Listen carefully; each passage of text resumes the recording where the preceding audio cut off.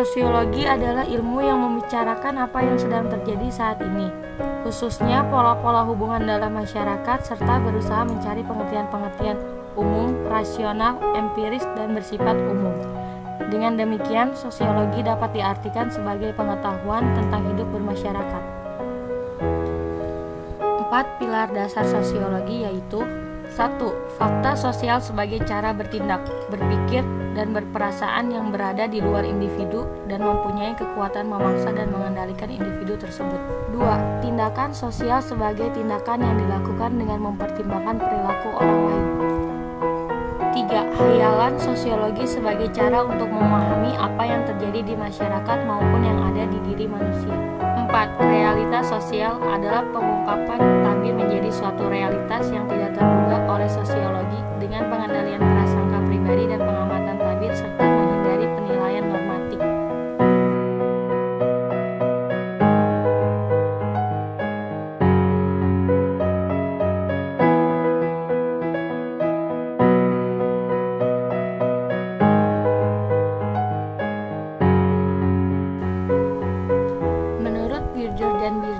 Sosiologi berkembang menjadi ilmu yang berdiri sendiri karena adanya ancaman terhadap tatanan sosial yang selama ini dianggap sudah seharusnya demikian nyata dan benar. Doors of the taken for granted world. L. Leyendecker mengidentifikasi ancaman tersebut meliputi: 1. Terjadinya revolusi, yakni revolusi industri dan revolusi Prancis. 2. Tumbuhnya kapitalisme pada akhir abad ke-15. 3. Perubahan di bidang sosial dan politik. 4. Meningkatnya individualisme. 5. Berkembangnya kepercayaan pada diri sendiri. 6. Lahirnya ilmu pengetahuan modern.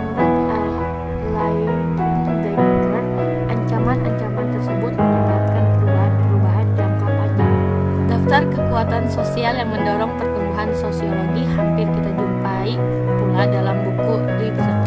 Kekuatan sosial yang dijabarkannya adalah: 1. Revolusi politik. 2. Revolusi industri dan munculnya kapitalisme. 3. Munculnya sosialisme. 4. Urbanisasi. 5. Perubahan keagamaan. Dan 6. Pertumbuhan ilmu. Paradigma secara etimologis berasal dari bahasa Yunani, yaitu para, di samping atau berdampingan, dan diagma, contoh. Dalam bahasa Inggris menjadi paradigma. Kuhn sendiri mengartikan sebagai contoh exemplar. Contoh umum paradigma dapat diartikan sebagai cara pandang atau kerangka berpikir yang berdasarkan fakta atau gejala yang diinterpretasi. Paradigma pertama kali dikenalkan oleh Thomas Kuhn dalam bukunya The Structure of Scientific Revolution. Peran paradigma dalam ilmu pengetahuan 1962. Istilah paradigma berasal dari istilah Latin paradigma yang berarti pola. George Ritzer telah memperkenalkan pemikirannya tentang model-model sosiologis dari masyarakat. Ada 3 teori yang diperkenalkan Ritzer, yaitu teori tindakan, teori interaksionisme simbolik, dan teori fenomenologis. Selain itu, Masterman juga mengemukakan 3 model paradigma sebagai perkembangan dari Kuhn. Masing-masing adalah paradigma metafisik, metaphysical paradigm, paradigma yang bersifat sosiologis, sociological paradigm, dan paradigma paradigma fungsionalis. Paradigma fungsionalis paling banyak dianut di dunia. Pandangannya berakar kuat pada tradisi sosiologi keteraturan. Paradigma definisi sosial.